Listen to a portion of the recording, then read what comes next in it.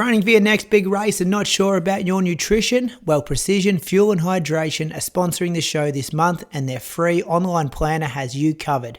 It calculates exactly how much carbs, sodium and fluid you need to smash your goals. Me and the team at Inside Running Podcast swear by the 90 gram resealable gel to have on our long runs. It's been a game changer for us. If you want to crush your race day strategy, hit the link in the show notes, try the planner and grab 15% off your first order with the code IR-SPRING2025. That's IR-SPRING2025. Hit the link, grab your discount and crush those goals. Now on to the episode.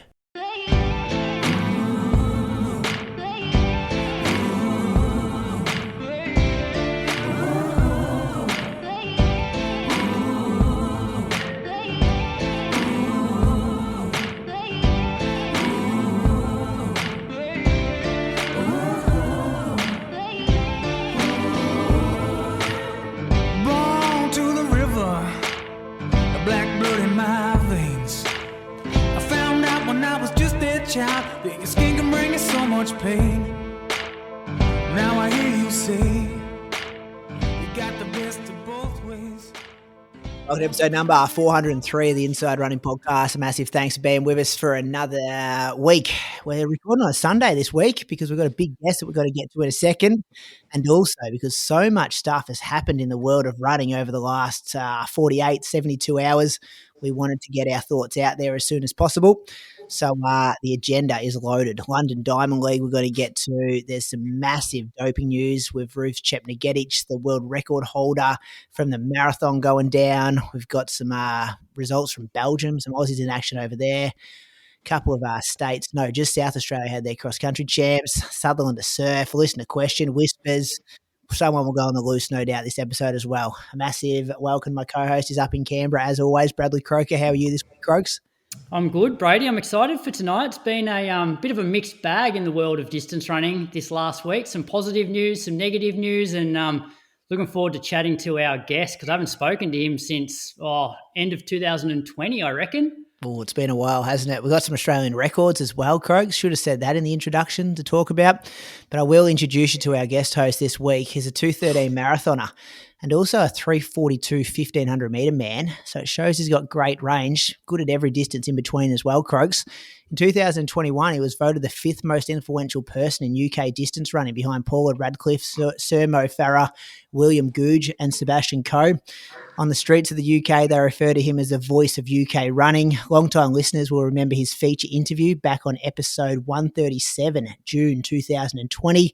Welcome back to the Inside Running Podcast and to episode 403, Matthew Clowes. Thanks, Brady. I don't know where you got them stats from.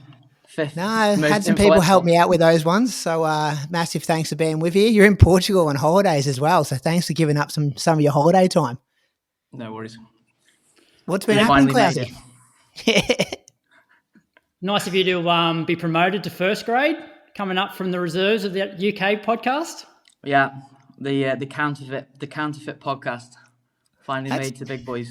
Hey, Brady, do you remember that? I think the reason why you interviewed Clousey didn't you put some challenge out? You did some session, and then on our social media you said, "Oh, I wonder if anybody could beat this." And then I think it was Gina said, "You got to go and beat this," and then that's sort of how the connection started. Is that it, Clousey? That's how we come across each other? I've been riding that Patreon ever since. Oh, was that the prize, the free Patreon subscription? Yeah. Jeez, that was what, 5-6 years ago now? Yeah, you've got good value for money there. Was it Moose Fartlek? I reckon Archie and I were like killing ourselves during COVID, just like seeing how far we could get in that 30 minutes. And then, yeah, that's right. This 3:42 1,500 metre guy comes out and smashes me up. I actually can't remember the session. I think it was it minute on, minute off or something? Can't remember now. Oh, I think it was, I've got a feeling it was Moose Fartlek, like 3 minutes on, 1 minute jog, which we definitely weren't jogging. And then 1 minute hard, 1 minute jog. Maybe, I don't know. I could be wrong. Nadia, our long-time listener who cut up the episode the other day of some highlights, she'll probably be able to find it in like 10 seconds. She's a whiz of being able to find old stuff. So I'd be very interested. So then, Clowes, we interviewed you, and then you were on our road to Valencia back in 2020. So like all the races shut down, but Valencia Marathon happened in December, didn't it? And you all had shockers, didn't you? Yeah, I mean, I went out pretty hot and blew up big time. It wasn't a disaster. I think I ran 2:15. I think Paul finished, and then Pete LeGrice Pete was dropped out, I DNF, think. and I think Paul was 2:19. Yeah. Yeah. Yeah, was a I went weird- off the wrong pacing group. That's right. It was a weird I year blame it though, on with that. not many races. And then you started your own gig for a while, the Inside the Inside Jogging podcast over there. So you did some hours, and now you're doing the monthly UK version with us on Patreon. So that's where our Patreon supporters would have heard your voice before. So massive thanks. This is going to be fun. Big episode to fill in as well. Some big news items we're going to discuss, no doubt. Yeah, excited to be here, boys. Well, that's good. Do you want to tell us where's you running at the moment? Because last I heard from you were just trying to get fit because we've got you an entry. Thanks to Alex Harvey. He hooked you up with an entry to the Valencia Marathon. Yeah, well, I took 2 years out, which didn't help my running. Decided to lift weights. So sorry to interrupt, but why was your decision to quit, and then what sort of inspired you to get back into it? So I was injured for probably the best part of all of 2022, 23. And I just got really fed up of training and running. So I just thought, I'll try something new. I was intrigued with the old CrossFit, just wanting to see what all that was about. So I did that for about 6 weeks. Absolutely hated it. Couldn't do anything as far as because you have to do all of the Olympic lifts and everything, and I was just terrible. I couldn't do any burpees or anything like that. So that kind of knocked that on the head. And then just got in the gym and I really enjoyed it actually. Just lifting weights and trying to mix it up a little bit. And then I did that for about 2 years, and I was just like, you know what, I'm getting a bit bored. I want to get back to running. So, yeah, about this time last year, actually, I started back up seriously again, which has been hard because I've packed on about 15 kgs of muscle. So, trying to run and try and get back into the sort of shape I was in before it's been hard. And has it started to come off as you've ran more, or you're just you're using that muscle to run stronger? Yeah, still holding on to a little bit, to be honest. So it's getting there. But I'm trying to get back to where I was before, and I'm not getting any younger. So it's challenging, but I think I'm starting to get there now. You're not old. You're younger than Brady. What are you? 35, 36? 36 this year. Yeah, I'll be 38 this year. Yeah, just a young pup, Croaks. With that kind of talent behind him as well. The best running still ahead of you. Didn't you? You ran 30:01 or something for 10K end of last year though, didn't you? You got back in pretty decent shape. Yeah, I did. Yeah, I got back to near 30 minutes and tweaked my hamstring about 8K in, so I was running on one leg for pretty much 2K of the last bit of the race, and then I've just been just a couple of niggles here and there, but I think the last sort of 6 weeks to 2 months I've had no injuries or anything, so it's been good. I'd like to get your thoughts on how much the sport has progressed in that 2 years that you took out. So rewind, you're a 2:13 marathoner, which and super shoes were around at that time. You're pretty much getting an entry, getting drinks, and probably accommodation at any marathon you want in the world. You take 2 years out of the sport, 2:13 now, you're lucky to get an entry. Does it blow your mind, and what do you put it down to? Yeah, I tried to get an entry to London Big Half in September. I can't even get a free entry. And all right, I'm probably not in 62-minute half marathon shape, but I'll run, sub 65, let's say. But I can't even get an entry to a race in the UK. It's I try to get an entry into Valencia. I've not raced a marathon in 3 years, so that kind of makes sense. But the sports just progressed so much. Like you said, Croaks, you can get into most marathons, drinks, 2-night stay with a 2:13. Now you'd be lucky if you get an entry. And what do you think it is though? Because like the super shoes were around back when you sort of quit for a while. Is it the training? I don't know. Is it Training, perhaps? Yeah. I mean, I just think the sport's just progressed so much in the last sort of 2 years. It's crazy, really. I think the depth.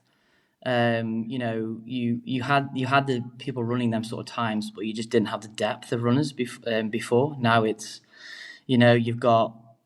I mean, Valencia, you'll have probably 50 to 100 runners under 218, 220. It's crazy. Yeah, you look at the Gold Coast half results, though, Croaks. Like when me and you ran 67, we probably would have been 15th or 20th. I ran 67 the other week and was nearly 40th. That was pre-Super Shoe era though when we did that. Whereas what we're talking about with Clowes is like Super Shoes were around 2019, 2020. So you can't get an entry to that race, Clousey, because like there's too many 64, 65-minute guys, or it just sells out super early because the running boom, there's just no bibs available.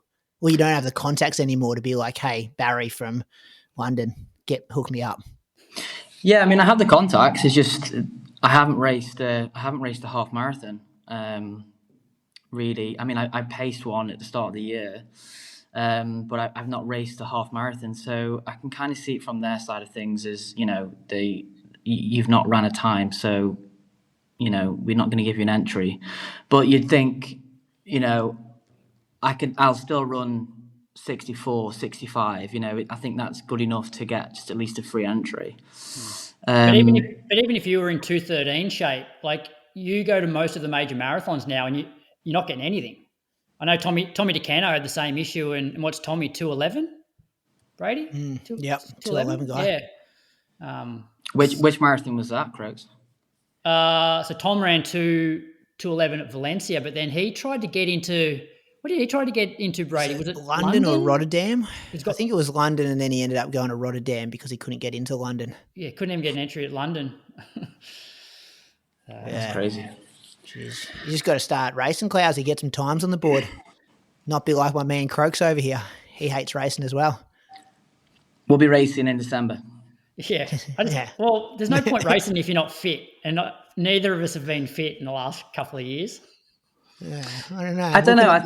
I think it's good to race when you're out of shape. For me, there's not really been any races that I've really wanted to sort of race at all the last sort of 2 months or so.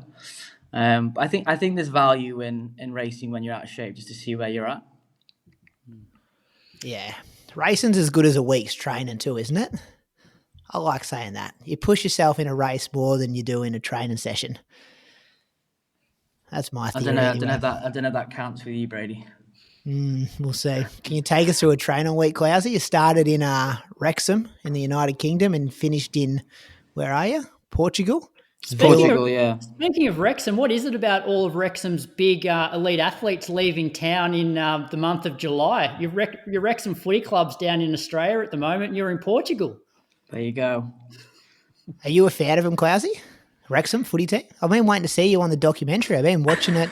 I nearly cried on the treadmill watching the last episode the other day. Got a bit emotional. I'm just waiting for you to pop up. I feel like he's not a fan just by his facials. Never mentioned it. I mean, everyone's a fan of Wrexham Football Club if they're in Wrexham. My in-laws, my father-in-law, he goes to every home game. But yeah, I mean, it's taking the town by storm. Everyone's it's crazy how well they've done. They've been promoted the last 3 years. It must suck though. You're the most talented athlete in town, and here are these other blokes getting millions of dollars. It doesn't bother me. What's the population? What's the population of Wrexham? Don't actually know. Like around about 44,000. Okay. It's not much bigger than Chukamoama, Croaks. It's real blue collar, isn't it, Clowesy? Yeah, coal mining? It's what we call a working town. Yeah. Do people do other soccer teams or football teams get annoyed with the success of Wrexham? Like, are you guys copping it a bit? I don't would know. you- I don't follow it closely enough. Okay. It's really bad. I live about 15 minutes, 10, 15 minutes away from the stadium. It's pretty bad. It's probably a good thing. At the end of the day, we are a running podcast, Yeah. but I am a big fan of the documentary. I think they've done a really good job of not only showcasing the team, but including some stories of people from the town, just the general people. So they've done a good job. Yeah, no, they have. Like, it's great what they've done, and it's brought a lot to the town, and I think they're building a new stadium as well, and building sort of things around it. So it's definitely been great for the town. Well, it's a city now. I don't know how that's happened. It's tiny, but there you go. Week. Give us some training. What date is that? That's the 7th of July. No, it's not at Croaks, is it? 7th of July? No, the 14th. Oh, I'm on the wrong week here. 14th to the 20th. So this week. Oh, you've been in Portugal the whole week. Sorry, I had the wrong one up. All right, yeah. So this week I've been in Portugal. I still am in Portugal for another week. So Monday got out at sort of 6:30, and this week is very much similar to every day as far as distance and time. So Monday was 10 miles. Just there's a road. There's a road that's got like a sort of like a lay-by to the side of it. So there is like a sandy trail that I can run on, but it's not good for the old chocolate hamstrings. So I try and stay on something which is pretty firm. So it was just 10 miles at 7:02. I work in miles, so this is going to be 4:22 per kilometre. Challenging for you boys. This is probably the most elevation I've done for years. Just because I'm away at the moment, I didn't really want to do too many sessions, so it's just more of just good paced, easy runs, and sort of like a few sort of efforts thrown in there. So that was Monday. Tuesday, again, 10 miles, a little bit quicker, so did a few pickups towards the end of this run. There was a dog. There's been a dog on the side of the road on every run that runs out onto the road. I feel like it's going to attack me. But managed to, on this run, I thought it was actually going to jump up on me. But I don't know if you boys find it, when a dog runs up to you, you think you're going to just literally just kick it in the head. That's what I feel like anyway. Same dog on the same spot every time? Yeah. Is that what you got? Yeah, okay. Yeah. No owner in sight? No owner, no. It was a big one as well. Yeah. So that was Tuesday, 6:40 pace. And then on the Wednesday, again, same distance, but threw in a little bit of fartlek. So these have just been all out and backs on this road. So the session was 2 by 5 minutes, 4 minutes, 3 minutes, 2 minutes, 1 minute, with a 1 minute jog in between. The elevation it's too high to do anything of quality, so it's just based on effort. Again, just on the out and back. Pace wise was just all over the shop. Anything from sort of 5 minute miling to sort of 4:40 miling. Again, just because it was so hilly, I didn't really pay too much attention to the pace. So that was on the Wednesday, and then Thursday again, 10 miles. These runs are quicker than I normally run, just because, again, I'm not really doing anything of quality this week, so it's just more of sort of conditioning mileage. That was 7:03 pace. And then, every single map is exactly the same. It is, yeah. For the whole it's week. Pretty boring. I just love it. And these 10-mile runs, like you are getting like 250, about 250 meters of elevation, so it is quite hilly. Yeah, I mean, for the week, I work in feet, but the week was over 6,000 feet of elevation, nearly 6,000 feet of elevation for the week. So typically, I'm probably running around 2,000. Yeah. Well, in meters, it's like you've done 1,700, just over 1,700 meters of elevation in 120 kilometers of running. So it's a lot. What's the Yeah. altitude of this as well, Matt? There's no altitude. Oh, you didn't Yeah, say. Didn't you just it's say it sort was of too sea high level. up? Ah, No, he meant in terms of there's too many hills. Too many okay. hills. Yeah. Thought it was on an altitude training camp as well here, Croaks. Nah, Really getting ready for Valencia. No, I'm not that keen. He's too blue collar for that.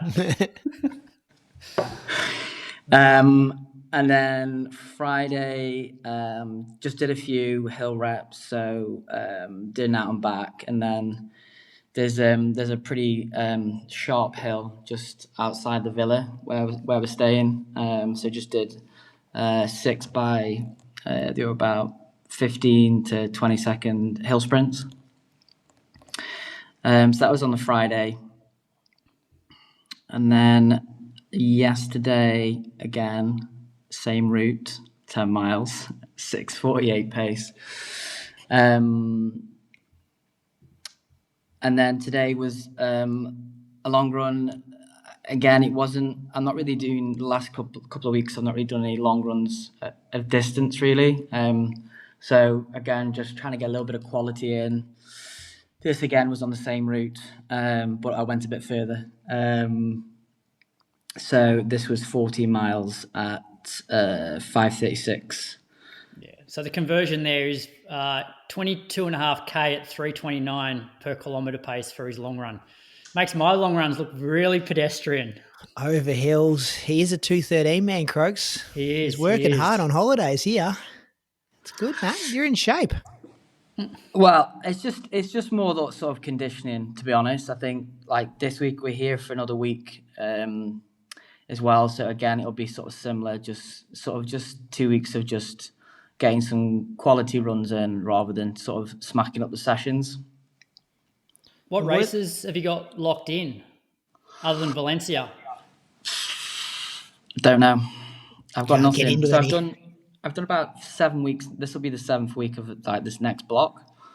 So I've got next week, and then I've got to have nose surgery the week after. I've got a deviated septum. So for all the runners that run against me, they'll be happy about this because for the last sort of 10 years, I've been coughing every race, and it's very annoying. That'll be performance enhancing as well. You'll be 211 just off the operation. I hope so. I mean, I should be able to breathe better. It's just due to not being able to sort of breathe through the nose properly. So I cough constantly when I'm running. So yes, I've got that the week after. So that'll be a couple of days off, and then I want to try and get a race in sort of August time before I have a week break and then sort of build for Valencia. NordVPN has partnered with the Inside Running podcast to offer you an amazing discount. Head over to nordvpn.com/inside running to get a huge discount off your NordVPN plan, plus 4 additional months on top of that. Think of NordVPN as your personal bodyguard for your online activity. It encrypts your internet traffic, shielding you and your personal information from those prying eyes and online criminals with state-of-the-art encryption. It can help you book flights and hotels for your next race, as well as when you're over there, you can connect to a NordVPN server in your home country and safely enjoy the content as if you never left. Wherever you travel, it's perfect if you want to follow local Aussie sport. With NordVPN, you can access all your streaming services from back home. Don't forget, there is literally no risk at all with your 30-day money-back guarantee.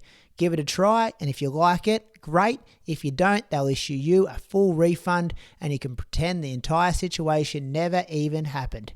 Check out the link, nordvpn.com/inside running, to get your subscription started today. You can also find the information in the episode description and the link in our bio. And just dissecting your training a little bit, because I sort of look at it, and when you're back at home, like you know, your sessions are relatively like high intensity. You know, you'll do like 8 by a K pretty quick off 1 minute recovery, not your traditional Dan Nash, Brady Trelful sort of threshold stuff. and then you're rolling like really quick long runs. So what's the reason for doing the really hard interval sessions and the fast long runs, particularly the fast long runs this far out from Valencia? I mean, this block isn't for Valencia. This is just sort of like a block before the Valencia block. So, at the moment, I'm sort of focusing on just getting a good quality block in, just to getting some sort of base fitness in. And then I'd say the weeks that I normally do, it's a typical week like this. These aren't real typical weeks for me. I do a session on a Tuesday of just sort of 10 to 12K worth of intervals. And then Friday will be sort of a tempo. And then the Sunday would be sort of a steadier long run. That's sort of a typical week for me. So this block's not the focus of Valencia, but it's more of just getting into some sort of shape. So then I can take a week off and then I can build. I can have a good 10 to 11 weeks block for Valencia. Yeah. You'll have a complete week off or just like 30-minute jogs and strides kind of thing? I'll at least take 5 days off.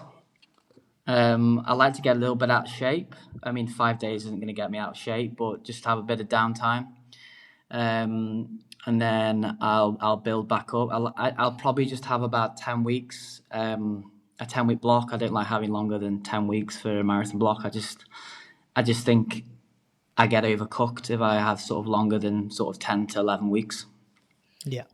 And we're chatting before about how much the, I guess, sport has progressed in the last few years. Would you look at changing your training? Like, given that maybe the way people are training now is different and that's leading to quicker times? I guess not really, no. Like I've trained the way I've trained and it sort of worked for me. I think I guess the problem now is there's just too much noise. There's too many different training sort of schedules you can do. There's so much noise out there, and I think it just really confuses runners as far as which sort of program or plan to go with. So I think, you've got to just be confident with what you're doing is the right sort of way of training. If that makes sense. Yeah. I reckon Clowes would have thrived in the 70s and 80s. He's just got this, like, he's not into big to the science things. It's like, go out, train hard, get it done, go to work, come out the next day, just train hard, get it done. It's awesome. Yeah. It's real old school. Well, I like it. It's. I mean, I saw the other day on social media, people wearing these fucking these heat suits. I'm like, oh yeah, lads, do you even enjoy running? Like, it's. I appreciate these 1%ers, but I saw another guy. He's drinking this freaking bicarb paste out of one of these bowls. I mean, is that like what is it? It's like. So what are your thoughts then on hard. Even testing lactate, the amount of shit you need these days? It's like running used to be simple. Put on your runners, go out and do the work. But now it's like test the lactate. Why your Casio on? Fuck the heart rate and all this. It's just... Yeah, I'm with you. Well, you're not with him, Brady, because you're... What do you mean? I have a heart rate monitor. You were in the lab the other week. Yeah. So on that, Clowesy, what are your thoughts then of here's Brady... No, I used to do every other training philosophy. I'm the guy that was getting distracted by all the noise croaks. And I've said, you know what? All the noise is going. Whatever's in my final surge, that's what I'm doing. Like, I'm all good, not training peaks. Like, I'm just doing what I'm told now. But when Clowesy said, like, do you even enjoy your running, Brady? It's like, you're the type of guy that used to love going and hitting fifth gear in sessions. Now, it's all about, no, I'm not allowed to go above 170 heart rate. I hit a bit of fifth gear this week. I'll tell you about that when I get to my week. But yeah. I just think, it's like, there's all these 1%ers, right? Bicarb, there's testing lactate, there's these heat suits and all of this stuff. I mean, I think Moose said it a couple of weeks ago as far as the art of running. It's like we've just lost the ability to like feel our bodies and just know if, you've gone too hard or you're not going hard enough in runs. Like, 10, 15 years ago, we didn't have any of this stuff, and we were running fine. Yeah. That's why we got him Croaks. Wisdom like that. It was the top of our list for the first fill-in for the next 7 weeks. wisdom like that. I'm looking forward to another 80 minutes of it coming up. Croaks, you want to take us through a training week though? Oh, actually, Clousey, before we move on, what do you do during the days when you're on a 2.5 week holiday in Portugal? Just chilling out, really. Coffee, good food. Yeah. Reading books and stuff, watching movies? Sounds good, Croaks. Try to read books.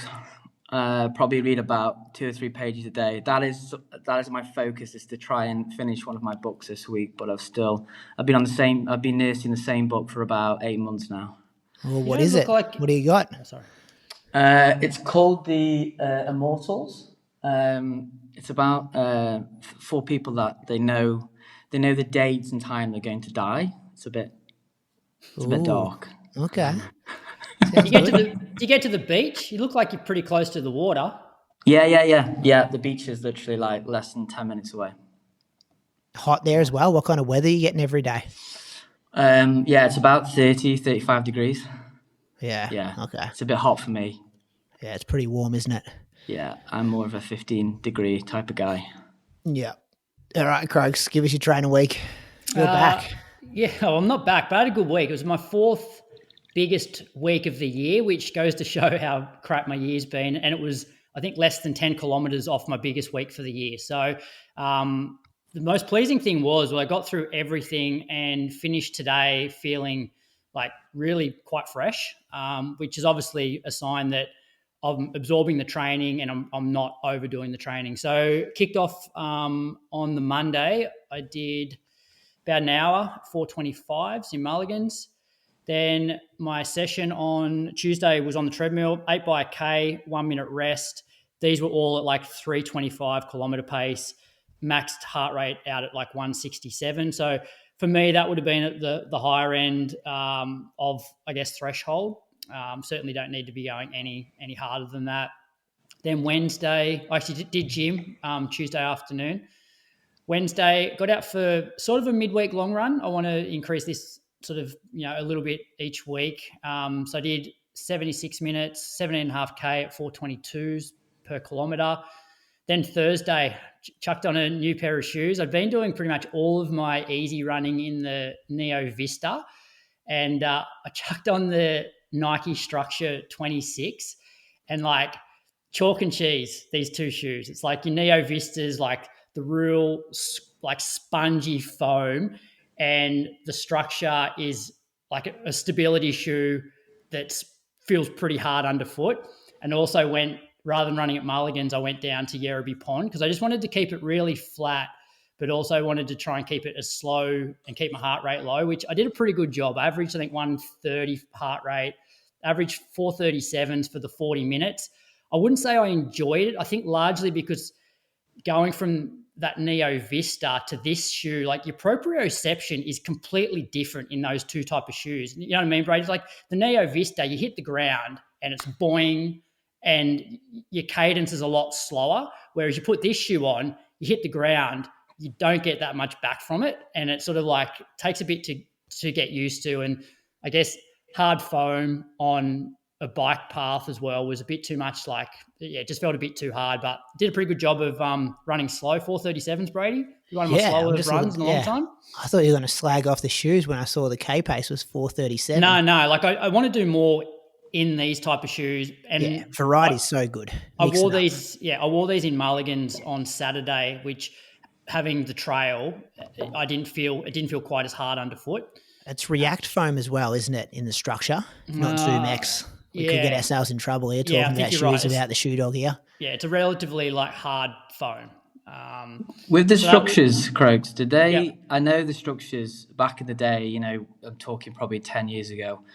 Everyone used to run Structures, and you had to probably run about 100 miles in them, and they actually feel like they were breaking your feet. Is that still the same with these new ones? Yeah, well, it might be. Well, I've only run. What have I done? 8K and 14. So I've only done 20K in them. But yeah, I'll give it a bit more. Give it a bit more of a go. So that was Thursday, Friday treadmill session.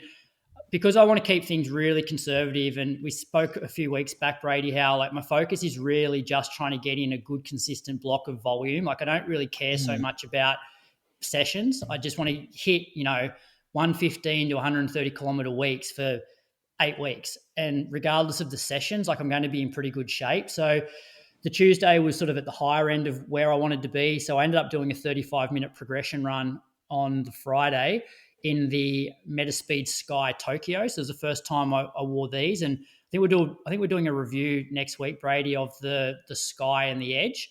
Had you worn the Edge before you put on the Sky? No. So Okay. I've never owned a pair of the Edge shoes before. So I put both of them on in the morning to work out which ones I was going to do. And I chose the Sky because I felt like I had maybe a little bit more foam underneath me, and it just felt a little bit squishier than what the Edge did. For me, the Edge was probably more of like, if I'm doing shorter reps, I would probably use the Edge, whereas longer, continuous stuff, the Sky just seemed to have a bit more of that sort of cushion. Are they the same stack height? Do you know? Not sure. We'll do all that next week. So the progression run was 10 minutes at 16K an hour or 345s, 10 minutes at 16 and a half to like 338s, 10 minutes at 330s, and then 5 minutes at 325. So I ended up sort of 9.7K at about 336K average.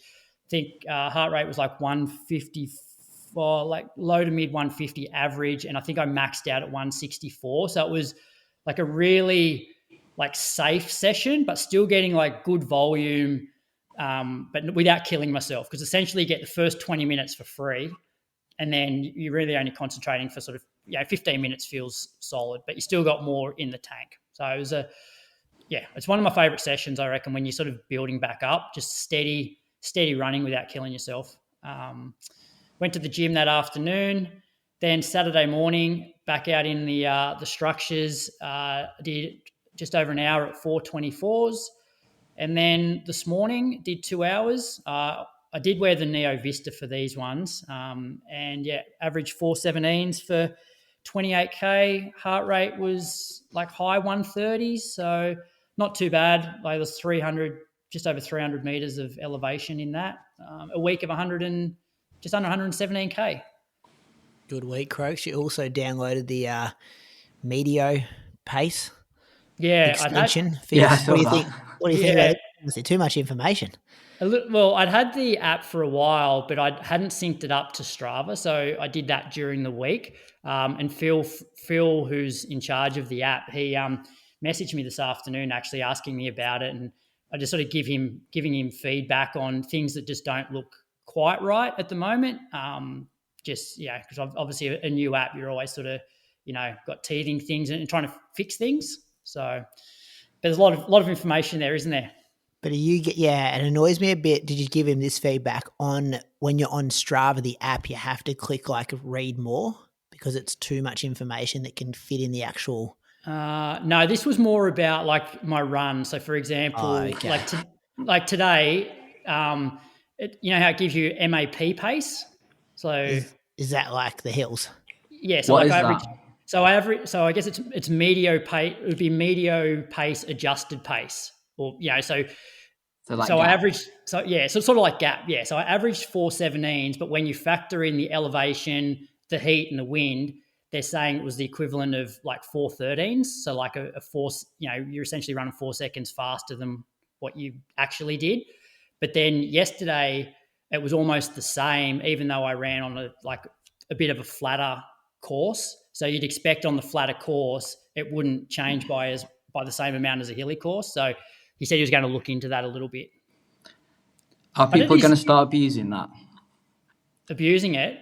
Yeah, if they race and they see it's been a tough day. I ran 2:17 at Ballarat Marathon. Did I tell you that? That's what the data spat me out as afterwards. Took down Croaks' PB. I genuinely think it did. I think it's good for a bit of a guide though, because how many people out there have trained for a particular event and regardless of what the weather conditions are, they don't adjust at all. They're like, I agree. My goal is to run this time, but you need to factor in the wind and the heat. Otherwise, you're going to blow up. So I think it's good to have a bit of a guide as to, all right, maybe I do need to slow down 5 seconds a K because of the conditions. Whereas before you never had any data in terms of how much you should slow down other than just perceived effort. Yeah, the app looks good. Clowesy will not be a fan. Too much. Would you? Too much Could science. you? And Could technology here. you? Could you see? Like, could you use the app before you go for a run? Yeah, So, like, that's often that's is the that what whole your app idea. does? So like, let's say you've got Valencia Marathon in 2 days' time, and it will constantly update the weather forecast for that day and how much it's going to impact your performance. Oh, that's useful. Yeah. Yeah. That's good. I'll whistle through this week, fellas. Good week though, Croaks, from you. Monday I did 70 minutes, 4:41 pace. Then I did 4:15 strides, and I've been doing some plyometrics. So the boss has got me doing some hopping, which I'm terrible at hopping. Like I do some pogo hops, and then I do some left and some right foot hops. So my neighbours must think I'm so odd because I'm just out the front of their house across the road, hopping up and down the street. But hopefully it does some stuff for my running economy. Tuesday, my workout was 4x6 minutes, 4x3 minutes, 8x75 seconds. Had 1 minute between the longer reps and 30 seconds between the 75 seconds.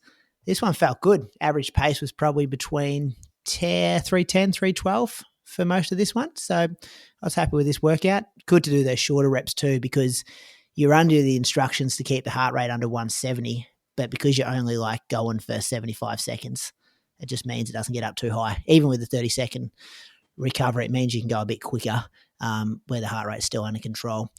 45-minute double in the afternoon. Watched the last episode of Welcome to Wrexham. It got a bit emotional. They did this really good speech. One of the owners, the guy that isn't Ryan Reynolds, did this like big speech to the team before they played the game. And he started talking about like play like you're a 10-year-old, and like they had like this montage of like the footage of the kids or the adults playing soccer when they were like little kids. And then it was like showing the actual footage of the game when they were dominating to go like through. And I was just like, it's so heartwarming, which I read up on it on Reddit, Croaks, and he didn't even do that speech before that actual game. Oh, really? Like, they just like cut it together to make it look like that. But they had like My Chemical Romance backing track, and it was like it's the most Hollywood production. I don't like that. Like, I think feel like you got bluffed. You watch these shows because you like to think that it's authentic. Yeah, well, there was people still in the footage there who ended up getting traded like before that game. That's what people were pointing out. But anyway, it was really good. I was like, there's people lifting weights in the gym, and I was like, getting a bit emotional on the treadmill there for 45 minutes. Wednesday, got out for 60 minutes, 4:52s. I was measuring, spray painting some stuff for this local race course that we've got coming up in a few weeks. And then I ran some single track, but I had on the Vomero Premium, which is definitely not a single track shoe, like super high stack. So I just went super slow, just trying to not do an ankle in a high stack shoe on a single trail. Careful with the spray paint. Didn't ruin the Kia. Oh, yeah. How about that old story? I forgot about that. Yeah, I did think that. It wasn't like too hot. So, yeah. Clousey, back in the day, I used to spray paint where to do my K-reps from on the road.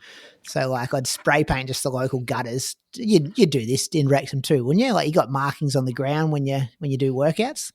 This was maybe early days. Yeah. This is probably early days before GPS was that trustworthy. And one time I left the can of spray paint in my car, and then I went to go to the supermarket that night, and the can of spray paint had exploded in my car, and it was like not good at all. But anyway, that's a story from years ago. Did 44 minutes that afternoon, 4:38. Thursday was 70 minutes and 15-second strides and some hopping again. And then Friday, my second workout of the week, was 4x10 minutes. These were kind of like 3:18 pace. It was pretty cold, like maybe like 2-3 degrees. 3:20s felt like I was running 3:10s perceived effort-wise. Had 90 seconds between them, and then I blasted 10x30 seconds hard at the end of this with 1 minute walk in between. So that was a fun workout. Like do 40 minutes of threshold stuff and then get to do some like faster running, which I really enjoyed. 45 minutes treadmill as well. What about this, Clowesy? I've been watching some YouTube. Is it Team Macau? You know those guys? It's Hobdell's one of group. them. Yeah. Hope's like putting it together. It's pretty good stuff. I mean, it looks like they're doing pretty well. Yeah. Who is it, Brady? Well, Callum Alsom's one of them, but is it Andy Hobdell. Is he the coach? Yeah, Andy Hobdell's a coach, and then there's I can't remember his name now. They've got Alice Cross and I can't remember the other lad's name, but they're good I group. think like a 1305 guy in there too, isn't there? 5K guy. There's a girl in Yeah, I there. forgot It's his kind of like name. they're good, well produced videos, Croaks, and then they just do footage. Like I don't know if they do 1 or 2 episodes a week, but they're very raw. Like they'll swear and stuff, and pretty behind the scenes kind of access. And they just don't look like dickheads, which is pretty good. Easy to watch, easy to consume that stuff. And their videos go for like 20 minutes, so it'll get you through half a treadmill run pretty well. Have you boys listened to? I've seen Seth O'Donnell's is on YouTube now. Oh, I haven't watched it yet, but I saw he put up a link to it the other day. Is it good? He's put a couple of clips up, I think, already. Favorite guy on social media, I reckon. Your favourite guy? Oh, who are the Hawks, by the way? He says go Hawks at the end of every. His AFL club. Australian footy rules, yeah. He is the most Australian person that I've seen on YouTube and any social media. Yeah, that's good. He's dropping a fair few F-bombs in his YouTube clip. Does he? Yeah. I've never heard him swear. Yeah, no, he was dropping a few. The coach doesn't mind swearing either, does he? Like he put a video of maybe his coach on the phone the other day and he was swearing a bit. Andrew Russell? Yeah. Is that what it is? Yeah. Yeah. Saturday was 45 minutes, 4:51s, and then this morning 2 hours, 4:31 pace. Heart rate was 2 beats lower than last week, Croak, so it's getting there, 137. 4 weeks' time, it might be back down to 125, 130. We'll be right. 152K for the week, though. Big boy week. Happy with that one. Race next weekend. Yeah, weather's looking terrible as well. Like 30K an hour winds. Albert Park, yuck. But is that cross Matt's country? need me. Road race, 10K road race. So, yeah, trying to... My team didn't... Don't think so. I don't think so. I was 2 minutes off my my half marathon PB the other week, so I reckon if I can be 1 minute off my 10K PB, like 30-30, that'd be a good run for me where I'm at. We'll see. I think that's why Dan put that faster stuff in, just to get me to do some stuff at under 3 minute K pace. So when I jump in at 3:05, it feels okay. That was it. Should we thank some Patreon supporters, Croaks? Let's do it. Who you got? I got Luke Jackson. So Luke's from Hull in the UK and is the founder of Tiger Sports, which is a friendly kit and training wear supplier. He's run 17:23 at the Hull Park Run, 36:27 at the 2022 Pitaway Beverley 10K, 82 minutes at the 2021 Major Stone Half Marathon, and 2:53 at the 2022 Manchester Marathon. So thanks for your support, Luke. You aware of any of those? Or obviously you know Manchester Marathon. Clowes, any of the other races you know? No, I've not. Just Manchester. I don't know the other ones he's done. But Manchester's a good marathon. Nice and flat. Who you got, Clowes? Who you thanking for us? You're in the I got Alex Byrne, South Queensferry, Scotland. His Strava's locked down, but according to his Power 10 profile, he has run a 17:45 at the 2024 Tracksmith Twilight 5000, 38:24 at the 2023 Run Scotland 10K, 83 minutes at the 2024 Pisa a half marathon, and 3:19 at the 2023 Copenhagen Marathon. So Alex gets around. Tell you what, the UK with their Power of 10 website, it's great. They do a really good job of that. Do you boys not have that? Not really, no. We just use World Athletics one down here. You know the World Athletics profile? Remember the IAAF? Used to call it the IAAF. Look him up on IAAF. Yeah. But the problem is, though, like you need to be a certain level to have a World Athletics profile, whereas the Power of 10 covers pretty much everybody. Yeah, it's really good. Oh, that's good. I'm going to thank Thomas Davies. We think he's from Shepparton. According to his Strava, he's ran 19:15 at the Parkville Park Run, 41 minutes at last year's Wollongong Running Festival 10K, and 90 minutes at the Run Shell Harbour Half Marathon. Jesus, he's travelling a long way from Shep Croaks to do those races. Yeah, Wollongong Running Festival. That's a big event, that one, particularly the half marathon. Is that the one you won? Yeah. Okay. last year. I think it was the last time I raced. Last year. What'd you run? 69? No, it was like 70, Tough 70 course though, something. wasn't it? But yeah, and it was long too. It was No, was it? yeah, GPS got a bit over, did it? I got like 21.4K or something. Oh, yeah. We'll go with whatever your Garmin got it at. Thank you, Luke, Alex, and Tom, for your support of the Inside Running Podcast. If you like what we do on the show, you can support us at patreon.com/Inside Running Podcast. Heaps of bonus content coming this week. So the Road to Sydney team, they're recording on, I think tomorrow night, aren't they, Croaks? Monday night? Yep, so we'll correct. have that for you Tuesday morning, hopefully, depending how long it goes for. The monthly guys, they'll have a bit to say about what's happened in the world of running the last week. So we'll get their opinions on everything drug related this week, some stage probably as well. And then, yeah, we'll go from there. What about, we sent a microphone to Leanne Clowes. He couldn't believe this. I ordered a microphone on the internet online and it arrived at her house 20 minutes later. They like in Canberra where Croaks lives. They just someone goes collect it, Uber, drop it off at her house, knock on her front door, microphone's there. We're So efficient here, Brady. We get shit done. I couldn't believe it. It's taken 4 days to get to Nick Earl's house, but yeah, it's you ever come across Nick Earl? You'll enjoy this series, won't you? Moose, Nick Earl, Leanne Pompiani. Yeah. I mean, I used to race Nick. I think he used to run for Norwich. Yeah, he did, yeah. A red and yellow vest. Yeah, I've not raced him for years, but he's a good guy. He's a good guy. He's got good banter. Good banter, yeah. UK Patreon supporters will like him. So that should be good. They'll be kicking off, Tuesday morning. Hopefully we'll get that to the Patreon supporters. Running news with thanks to Axel Coffee, our race results partner, and the secret to starting every run on the right foot. Nothing beats a good coffee before hitting the pavement. Croaks, London Diamond League. Take us through this. All right. So quite a few interesting races, and we had 2 Aussie records. I reckon we start with, what do you want to start with, Brady? Do we start with the women's 5,000? Yeah, that was the first thing I saw in the group chat this morning when I woke up and was like, wow, this is some fast times here. Well, let's start with that. So the race actually split in 2 before 2 kilometres. And so Rose was at the back of the first pack and Georgia Griffiths was leading the chase pack. And they went through the first K in like 250 and then second K 255 and then 258 for the third K. And at about 3K mark, Georgia Griffith was like in no man's land. So she was off the front of the chase pack, but wasn't on the back of the lead pack. Fourth K was running like 3 minutes. And by that stage, Georgia was back on. And pretty much coming up to the bell, like who was it? What's her name? Tesfaye pretty much led from 2K all the way through to the bell. But you could see Rose was like pretty much up into equal first. And then Issa, Tesfaye and Bellene, they took off with a lap to go, sort of gapped, put in a pretty decent move and got a bit of a gap. But then Rose and Georgia down the back straight were starting to like reel them in. And it was so impressive. Issa got the win, 14:30.57.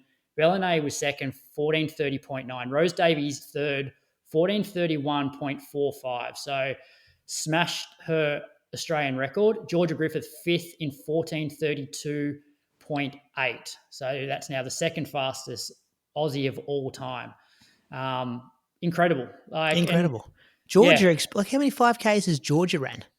I thought she was just going to be the pacemaker when we were talking about this on last week's episode. I was like, yeah, 5K might be a bit far. I know she's ran a really good 3K. Yeah, well, she's the Aussie record holder. But yeah, well, to do that though, and you guys know there's a big difference between a 3 and 5K, especially if you're an 8:15 person as well.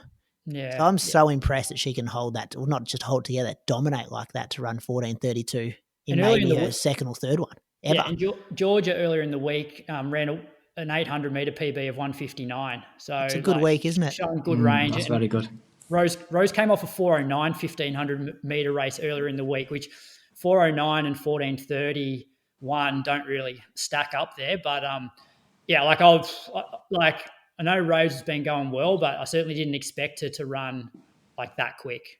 But I think it worked really well for her. That obviously, if they continued at 250K pace, which is what the pace was set for, it would have been a completely different race. But I feel like it really suited her by going 250, 255, 258 because it meant that she was actually still in the race. And, you boys know it's always easier to have a good result when you're actually racing for the win as opposed to being off the back or just holding on. Scotty Westcott, got to be, in the last 6 months, he's coached Andy to break the Australian marathon record, Rose to break the 5 and 10K Australian record. Goes under the radar, Scott Westcott. A lot of people wouldn't know that he's the coach of those people. Doing a great job. Doing a fantastic job. All right, move on to the mile. This was quite weird in that, was it Kat Bissett was arranged to do the pacing for 4:10 mile pace, which is basically going through 800 in 2:05.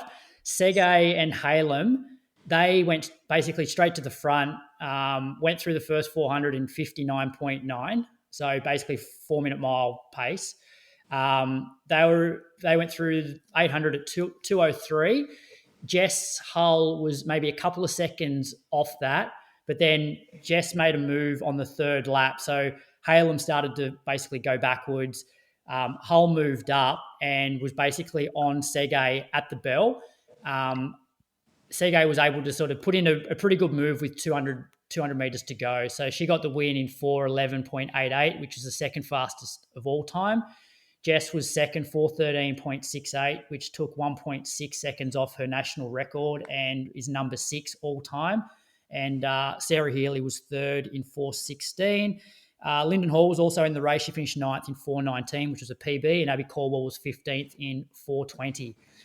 Interesting tactics from Segay, Brady and Clowes. Yeah. She went out at Faith Kipyego Favourite runner. Breaking 4 pace. Is she your favourite runner? Favourite runner. Because she's Just doesn't unpredictable. give a fuck. She just went out, screw the pacemaker. She blew up. But I think I said this to Gina the other night when we watched. This is what we need in the sport. People like this. Like, just go out and just have a crack. And I just feel like when you've got a pacemaker all the time, it becomes a bit boring. Whereas she just went, fuck it, I'm just going to go out and just run hard. And she got it. She did the same thing at the Olympics, even though she wasn't in shape and probably sacrificed, a better finishing position. She reminds me a little bit of like Kajelcha's sort of the same. Kajelcha's this guy that will put it on the line at the 3K mark of a 5K, blow up big time in the last 2, which a lot of these top guys, you don't see that. They're often running away from the lights and it almost doesn't look human, whereas he's really struggling here. He's running 65-second laps after rolling 60. So, yeah, I do appreciate those guys and girls that make it look difficult. Well, she was smart enough to be able to slow and recover, because when Jess got on, I'm like, Jess is just going to sit here and out-kick her, but then she obviously saves the last bit to be able to go again. Yeah. All right, men's 1,500. So there's a bit of drama here. So basically 200 metres to go. George Mills was in front, but starting to sort of really struggle. The way he was running, it almost looked like there was 100 to go, not 200 to go. Josh Kerr went around the outside. Koech went up the inside, and Cam Myers was pretty much following Koech and was planning on going up the rail. But Mills then sort of closed the door a little bit, and so then Cam went to move out and clip Mills. So Mills fell, Cam fell. Luckily, Jake Whiteman and Nader, they were sort of in that pack, but they were a little bit further. They were wide enough to miss the fall. And after that, the race sort of got split. So like Koech and Kerr were sort of clear. So Koech got the win, 3:28.82. Josh Kerr second, 3:29.37. Nader was third, 3:31.55. From an Aussie perspective, Drew Thomas was fifth, 3:32.36. Adam Spencer, eighth, 3:32.88. Ollie Hoare, who had to hurdle a couple of people, was 11th in 3:34.02. And Cam got up and jogged around in 4:24. Thoughts on this one? Mills got a broken wrist out of it too, didn't he? That's what Jordo was saying. Yeah, I saw that. I guess that's racing. It was, I guess if Cam had his time again, he probably would have just been a bit more cautious and gone around the outside instead of trying to go up the inside. But Mills was struggling. He looked terrible with 200 to go. He also saw Koech do it. So it wasn't like he was trying to do something that was like infringing on Mills. And then I think Mills probably saw Koech do it and thought, shit, I've got to get back on the rail and not let people up the inside. So he's got back on the rail, and then Cam's like, I've got nowhere to run. And then they've kind of collided and both gone down. So that's good. This is all good learning for Cam. Like, he's so young. Yeah. I thought his execution up until that point was great, though, because they went out fairly He was quick. on for a quick one. They were 151 through 800, and he sort of sat back and then made his move on that third lap and was getting to 200 like with momentum. Like probably wouldn't have beaten, like probably wouldn't have got the win, but he at least had momentum with 200 to go. So yeah, good learning experience there. Is he? You know how he's really hard on himself when he'd win races, but he wasn't happy with like the times and stuff. Like I just hope he's not too hard on himself. Yeah, well, the only post I saw was basically saying that, had a fall, but he's come through sort of unscathed, which I suppose, knowing that George Mills has broken his wrist, it probably makes Cam, like obviously I heard that Cam felt bad about that because Cam obviously did clip him, but Cam looking at the bigger picture, it's like, well, this could have been a lot worse for me. I could have actually like really injured myself. So it was almost a bit of a blessing that he's come through unscathed. All right, men's 800. So Wanyonyi, sort of same tactics as he's been doing all year, gets on the pacemaker. When the pacemaker drops out, just keeps going. Aerop actually, though, went past him with 200 to go, but tied up with sort of 70 metres to go, and Wanyonyi was able to go up the inside. Bergen finished quite hard for third place. So Wanyonyi got the win, 142 flat. Aerop second, 142.22. Bergen, 142.36. You know much about your boy Bergen, Clowesy, UK boy? Oh, the Bergenator. Yeah, what a guy. Yeah, that's the extent of it. Yeah, he just he's one of my favourite athletes as well. He's a good guy. Just it just goes that hard, and you never know what you're going to get with the Bergenator. I wonder, but yeah, do people actually call him that, or is that just what you call him? I've heard a few people call him that. Okay. Yeah. I wonder whether Wanyonyi's going to change his race tactics when it comes to major championships, because he just goes like it's a bit like Rhodesia in a way, just gun to tape. Just do what I can. Be interesting. Yeah, I think Arup, he's changed his tactics because he's normally the one that goes out the front and just tries to hold, where he seems to be sitting back a lot this year. Yeah. And last event was the women's 800 metres. So Gemma Reiki led until about 100 metres to go, and then Nikkei made her move. But Georgia Bell, and she's been doing this all season, like her last 100 metres, it doesn't matter what event it is just lightning. So she got the win, 156.74. Wiley from the US, second, 157.43, and Nikkei was third, 157.62. Claudia Hollingsworth, she finished fourth in her first ever Diamond League, 158.02, which was a PB, and Sarah Billings was seventh in 158.99. So some solid results there for the Aussies, and that is the London Diamond League. If you're listening, the chances are you're gearing up for a race, but how dialed in is your race day nutrition? Precision Fuel and Hydration makes it simple with a free online planner to calculate your carb, sodium and fluid needs for peak performance. Their product, like the 90-gram resealable gel, helps you hit your numbers with ease. That's why legends like four-time Olympian Lisa Waitman and ultra runner Hayden Hawkes trust them too. Head to the link in the show notes to create your personalised strategy and then use code IR-Spring 2025 for 15% off your first order. Or if you're a Patreon supporter, grab your exclusive 20% off discount code from our member-only episodes. Time to level up your performance. Click the link now. Now back to the episode. You guys are doing well over there, Clowesy, with the women middle distance runners. Like Reiki, Bell, she's been injured, hasn't she? The Olympic champ, what was her name? 800 metres. Keely Hodgkinson. Yeah, but put those three together, pretty good depth. Like they're up the front. Yeah, I feel like middle distance in the UK, there's so much depth at the moment. It's crazy. All right, you're going to tell any other UK results, Clowesy? Croaks has got something. I'm not sure who's written this down here. Oh, yeah. Yeah, so Ineos, I hope I'm pronouncing her name right, Fitzgerald, she was in that 5K as well last night in London. She actually broke Zola Budd's European under-20 record, and she ran 14:39. She also beat her coach's time as well, Joe Pavey.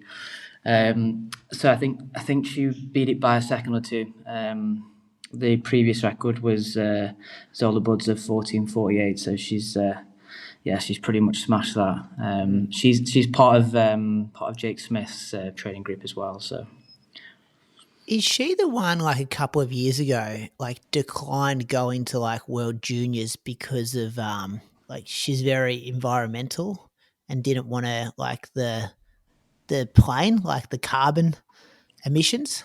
Is this her? I'm not Maybe sure. not. I'm just I'm not sure. Googling it. Can you just Yeah. Google like? I swear it was like she chose not to go to one of the World Junior Champs because she wanted to make a point about. Oh, actually, you're right. Yeah, there's environmental. The Guardian. I wish we'd taken the train. Athlete There you in go. Gerald welcomes Thunberg comparisons. Okay. Yeah, that's good from you, Brady. Yeah, I swear I'd heard her name somewhere before.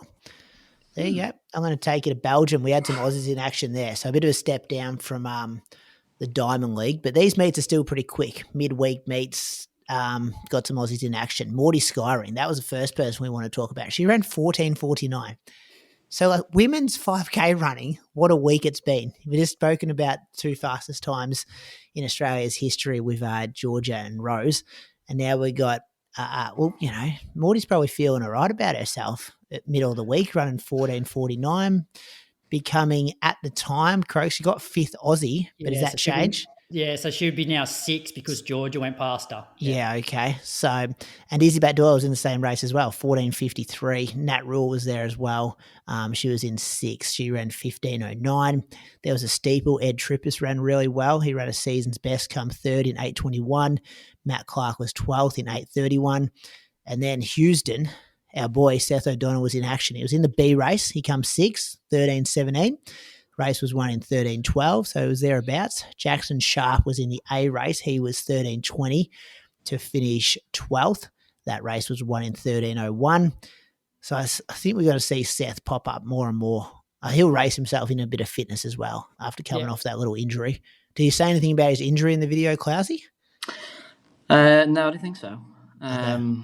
I'm just sipping on the Kool-Aid, so I didn't get the injury bit. Yeah, okay. Good result. Women's world champs 5K team is going to be interesting, Brady, because we've got 4 girls now that have hit the standard. So you've got Rose, Georgia, Lyndon Hall, and Maudie Skyring. What's the standard? 14:50. Yeah, it's 14:50. So like Maudie, Izzy's got to find 3 seconds. 700s. Yeah. When are your guys' champs?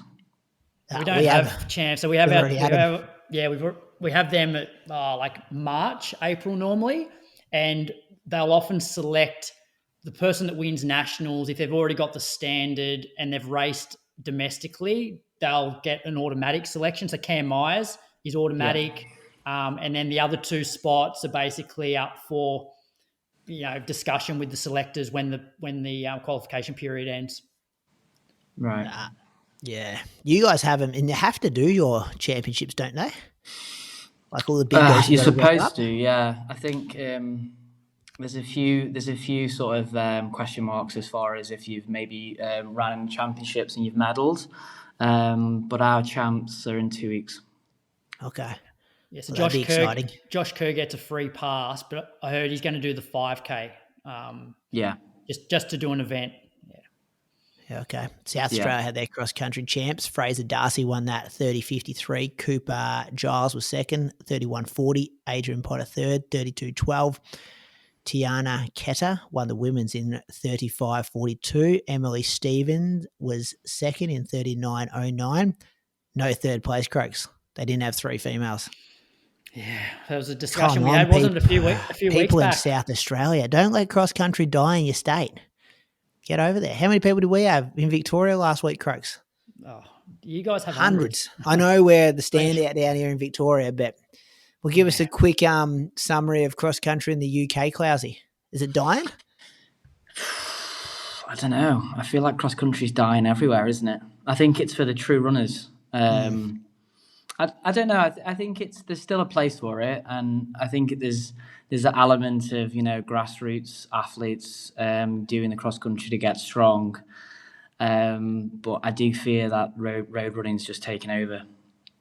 Did you do a lot of it when you were younger? Because obviously, like, you excelled on the track, but were you sort of brought up with the whole winter is for building a base, getting strong, and cross country does that. So then when you get to the track, you then sharpen up and you run well on the track. Yeah, exactly. Yeah, so the British season's pretty much cross country in the winter, autumn to winter, and then spring you either do some road running or you do the indoor track, and then outdoors in the summer, so outdoor track or road running. So that's just the sort of template it's always been, but now most people just do road running 12 months out of the year. I do like the simplicity of like the road runnings Sunday morning, knock it over, got the whole day to yourself. Like, I do not enjoy 2 p.m. on a Saturday afternoon for a cross country race. That can be a barrier for sure. Everyone's busier this day and age. Sutherland to Surf happened. Now, Heusden-Zolden, Croaks, who is this? He's knocked over Tom Ducano and Michael Roger, 32.07 to 32.10, 32.11. So a really close race. Yeah, so we've mentioned Aiden a few times on this show. So he runs for Glenn Huntley. He finished second at the cross-country champs last week in Victoria. So he's a Victorian guy, and then he went up to do this. Yeah, because he's studying university in Canberra. Yeah. So he sort of splits. He's got sort of two coaches. So like he's got Tim O'Shaughnessy, and then obviously when he's in Canberra, he's training with Cam and Dick. But he's a fairly young guy, great guy, like really nice. But he's won a few of he won Mini Moss 10K as well. I think who beat Nipper and Ed Goddard maybe in that race. So yeah, he's in good form. And Sutherland to Surf back in the day used to be a bit of a precursor for City to Surf. It was always like a couple of weeks before it, and it's sort of similar in that obviously you're running from inland down to the coast. Sutherland to Surf has a fair bit of downhill and then a few rolling hills, and it's an 11K race. Yeah, okay. Money? There is some money, yeah. Bit of cash. Danette Sheehan got the win in the women. She ran 37.27. Brianna Gulab was second in 37.49, and Demi Caldwell was third in 38.32. And then, Croaks, we got the elite men's field for the Sydney Marathon. Last bit of domestic news before we go to some drug news. Yeah, it's exciting. Some big names here, weren't there? We got the women's a couple of weeks ago, and we got excited with Safana San. Yep. So we've obviously got Kipchoge as like the headliner, but then I'm going to rattle off 4 other names and give sort of their PBs and what they've done. So we've got Bahanu Legacy. He's run 2:02.48. He's the 2019 and 2020 Tokyo champ, and he finished second at Berlin in 2019. Vincent Ngetich, he's run 2:03.13. He's finished on the podium 3 times at World Marathon Majors. He's had a second at Berlin, a second and a third at Tokyo. Dorwet Walde, he's run 2:03.48. He was third at Valencia in 2023, and he won this year's Gifu half marathon. And Ed Cheserek, so he run 2:05, and he was an absolute star at NCAA. Probably the time that you were over in the NCAA, Clowesy. 17 NCAA titles. King he was Oregon, wasn't he? Yeah. Absolute king over there. And the Aussies that were announced, so we've got Brett Robinson, Liam Adams, Tom Ducano, Reese Edwards, Haftu Strinsos, and Sam Clifford as the, I guess, headliners from the Aussies. Moose was also on that list, but then they changed the Instagram post and got rid of his name. Oh, did they? Well, because they had the 4. So the big stars had their own sort of, I guess, page with what they've done, and then it was just a list of names. And I saw that, and I know it got pulled down. But then did they re-upload it and they took Moose's name off? Oh no, did they? I don't know. Did they re-upload that list with all the names or not, or did they just take those list of names off completely? I'm not sure. I haven't rechecked it, but I did see, because it was a big list, and we're going to have some people with like the redemption arc, because there's a lot of people on that PB list, like Moose 2:14, Nick Earl 2:14. We haven't seen much from Liam Adams lately. Brett Robertson's last race was a DNF. Like, someone's going to come back here and be like, nah, I'm back. Like, there was some, like, debut. Like, he debuted about 7 weeks ago at Hamburg. Like, there was some weird stuff going on with that list of people. I guess, though, like, for like, what can you like, what do you put? Because, yeah, okay, it's not technically his debut because he did line up for a marathon, but do you have like have to DNF as his like PB? I like it when they list their half marathon times. Oh, okay. I think the Gold Coast do that. They just list all the marathons and then they got a couple of half marathon guys there. Yeah, okay. But there's some people on that elite start list with very, very old PBs who I love because PBs stay with you for life and they've had to flex those PBs to get onto those start lists. It's not working for Clowes over in the UK. He can't run his local half marathon. But we got people here, Clowes. You would have been on this elite field for sure if you flexed there you go, Clowes. 213. You could have run Sydney's first ever marathon major. Oh, it'd be too hot for me. As an elite. It won't be hot. It'll be about 16 degrees tops, I reckon. People say what's the date on it? It's in August. 31st. 31st of August. Yeah. What's the people talking about over the UK? People excited? Sydney? Put it on the map? Sure. Clousey doesn't even know, Clousey doesn't even know about their Star Bergen. He's not going to know about Sydney Marathon. I don't know. I mean, I'm sure people are excited about it. Okay. That's good to know. And the big Clousey, your lack of knowledge on this stuff, this is why Inside Jogging folded. I just rocked up every week and just provide a bit of banter. You're the talent. Do any work behind the scenes. Put your serious shoes on though, Croaks, because you got to talk about Ruth Chepngetich. Yeah, so I'll just read part of a news article that came out. So, Ruth Chepngetich has been provisionally suspended. The 30-year-old Kenyan has been stood down after she tested positive to the banned diuretic hydrochlorothiazide on March 14 this year. So quite a long time ago she tested positive.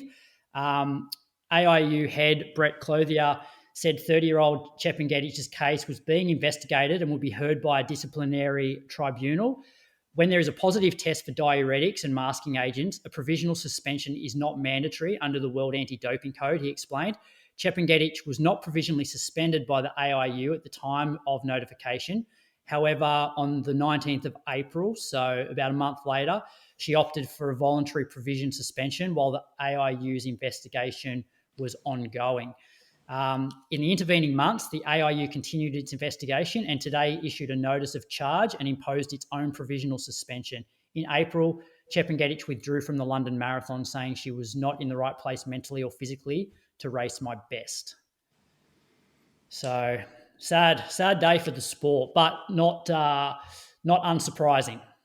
So Ruth Chepngetich is the women's marathon world record holder, which she ran 2:09:56 off the top of my head, 58. She just dipped under at the Chicago Marathon last year, which I was there, boys. I remember I shared this story at the time. I crossed the finish line. I saw the car had 2:09:56 written on its roof, and I was like, that must have been the top American, or that must have been second place. I could not fathom at the time that was what she'd just ran for the marathon. And there was a lot of skepticism about this at the time, wasn't it? That people maybe not, it's very difficult what you can say publicly and what also happens in like the message groups. But, and then it annoys the shit out of me that what she's tested positive for here is the masking agent. So like, what was she? Well, allegedly, she was on the same stuff when she won Chicago 3 times. Big payday Chicago. You saw the American ladies who came second and third. They kind of came out with a bit of stuff on Instagram and were like, oh, that could have been an American person winning those races. But they would have tested her then and that all would have come back clean. So that's what also frustrates me, that it's like you're kind of assuming she was dirty, but then it's like, well, there's no test to prove that she was dirty then. But you don't go break the world record and then go, you know what, now I'm going to start doping. But that's the problem, Brady. Like, hardly anybody's testing positive after an event or even in the lead up to an event. And so the fact that people haven't tested positive doesn't mean they're not doping. Because hardly anyone is testing positive. Like, it's so sophisticated. And it feels like not they only catch, but because it's great that they've caught her, but you've almost got to slip up to be caught. Like some of these processes must be so sophisticated and the setups with the doctors and the whoever else is involved, the coaches or the managers or who else, that it's like so much of it must happen. And yeah, it's great that we caught her, but the sport is in so much shit. So much shit. And the fact that we have a dirty world, well, allegedly, no, not even allegedly. I just assume that world record is dirty, and that's what people in the public think about our sport. Ugh, makes me sick. And I also read somewhere today that, like, obviously she'll, like, it's still, they're having an investigation and then she'll either be like banned for however many years. But I read somewhere today that her world record will still stand. Yeah. Which Because is there's just no evidence to say that she was doing anything sketchy, because all the stuff come back clean from Chicago. And this is the problem. The penalties for these drug cheats aren't severe enough for them to not do it. You know, like, you think about a lot of these, and like, yeah, it's not just the Africans that are testing positive, but you think about what them doing well at a world marathon major can do for their life. Like, it set them up. I kind of don't blame them, Croaks, to be honest. Like, it's... Yeah, and that's it. And so, like, that's one of the main problems with the sport. If they're thinking about should I, shouldn't I, it's like, well, yeah, there's a small chance that I get caught, but the penalties aren't that severe. It's like, I don't have to hand back the prize money. I don't go to jail. I get to keep the medal. I get to keep the time. Yeah, maybe my reputation is tainted, but I don't even know what that's like over in Africa. Like, do they, like, for example, back here in Australia, it's like we've been brought up with the whole, like, if you cheat, like, the media are going to absolutely hammer you, and there's no way you could show your face at like an athletics meet. You'd just be so embarrassed. Whereas, I don't know, in Africa, they're like, good on you. Like, you've set yourself up. Like, you've got yourself out. Like, I don't know how it's treated over there. But until there's more severe penalties, people are still going to have a crack. But it's the whole system, Cracks. Like, we've all been in elite rooms for marathons, and you see the manager walk in with the 20 African athletes. And then if you go to the same race the next year, that same manager walks in with a different 20 African athletes. And it's like, I don't know how much percent they take, and then they're giving them these opportunities, which is great, but then how much pressure is put on them from the agents, and how much money do the agents get, and who's like, there's no way Ruth Chepngetich is doing whatever like drug taking by herself. And that annoys me, that the athletes are there, and I know they're the ones do the crime, do the time, all that kind of stuff, but it's got to be more than just one individual, but they just take the fall. And I think it's super sophisticated. We're catching a small minority of them. And I just think I sometimes, when I've been in those rooms, that I feel like the athletes are a bit of a commodity. Like, we bring them, they do their thing on the roads, they get paid, we get paid really well. The next year we come with another one. Oh, 5 of them got popped. That's their bad. We'll just bring a different 5 next time. Mm-hmm. Like, I don't think it's I don't know. And I guess this is where the penalties need to be more severe, not just for the athlete, but like for the managers, or like, do brands have to look at the athletes that they're sponsoring, or the managers that they're, giving contracts to go, hey, this is not a good look for our brand either. Yeah. Because there's obviously one manager and one group that tend to have the majority of these like positive drug tests, but they're only getting caught because their doping protocol is poor. Like, they're obviously not sophisticated enough. That's the only reason they're getting caught. I have no doubt that there's other athletes out there with other managers that are doping, but they're not getting caught because they're better at it. I think until it gets to a stage where they have to pay their prize money back, I think it's just going to carry on. But that's what they should do. Like, they should. Yeah, they should. Yeah, they should have to pay it back. Don't the World Marathon majors pay it out in stages now? Like, I think they might like drip feed it over like 2 or 3 years. So, and I know the blood passport is another thing that they can kind of catch them on now. Well, but you're referring to Dr. Rosa Croaks. Yeah. He's the agent who is the agent of Ruth Chepngetich, and he also had some high-profile athletes as well who have been banned in the past. I've got this list open here, but like, Jep too. So she won Boston, Paris, Chicago.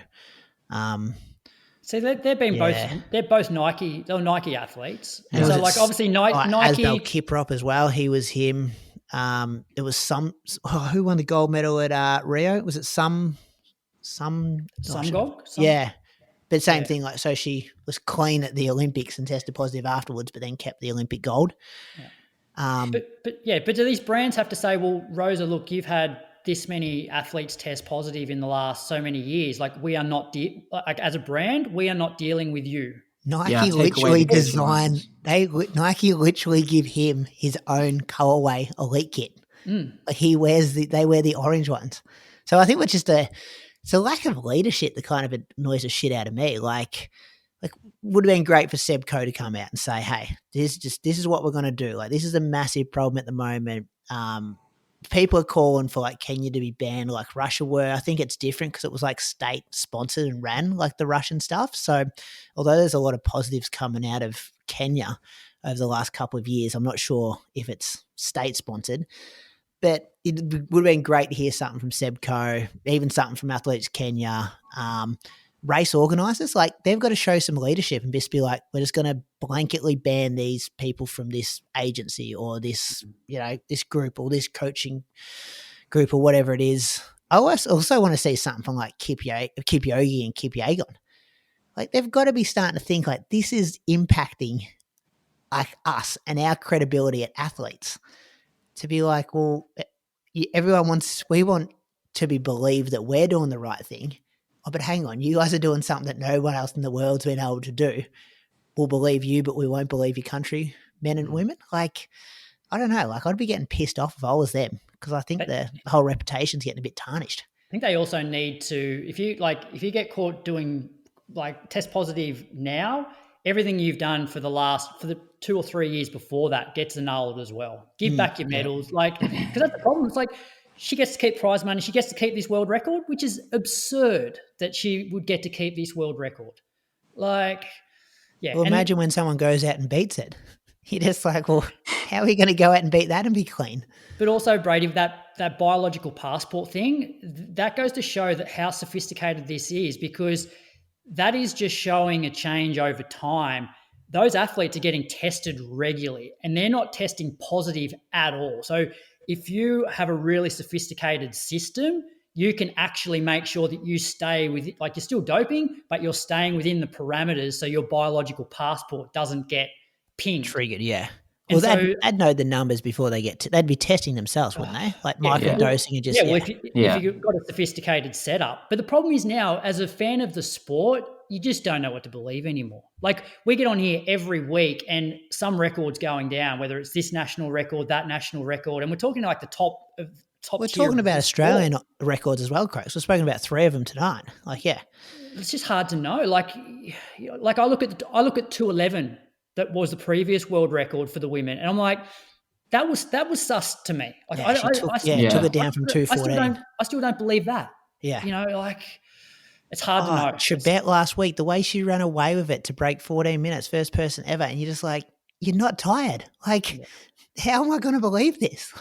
And this is why now, like, although I watch these races and I still like following certain athletes, like, I don't get inspired by it. Like, I get more inspired by the people that I coach that are getting out of bed at 5:30 in the morning to get their training done before work, trying to take 5 minutes off their marathon. To me, that's more inspiring than watching someone run 12:35 for 5K, thinking that they're probably doped. Like, it's just, Yeah. How do you go with it, Clowesy? When you woke up and saw that news, were you just like, was it just not even a shock to you? I was a bit like, holy fuck, they got her. Like, which is good. It's sad though, isn't it? Because, like, it's, we think of it when it's happening. Yeah. It's like you can't watch that on the TV live and think that runner's clean, which is sad. As a fan of the sport for many, many years, and you watch that live, you think there's no way she's clean, which is really sad. Yeah.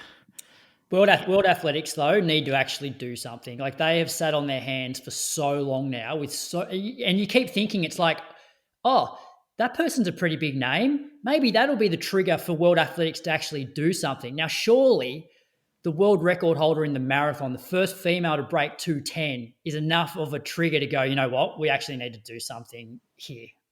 No, it won't though, Crooks. I'll listen to like Des Linden and Cara Gouch's like podcast episode on it, and they're like, "This was happened 15 years ago when they were competing." Like, well, Des is still competing, but like they're like, it's the same Nothing's shit changed. over and Yeah. over. Like, remember that 2012 1500 meter Olympic final? And like, didn't they wipe out 7 of them in the end? Like 7 of them ended up getting popped. Like, it was. But I think that's the problem though, Brady. Like, the sport is progressing at such a fast rate, and I don't think athletes are generally like genetically that much better.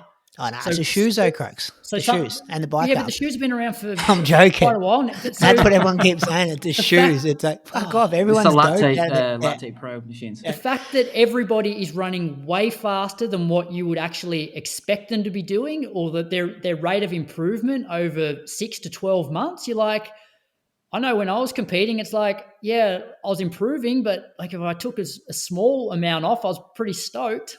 Yeah. How good must it feel though, fellas?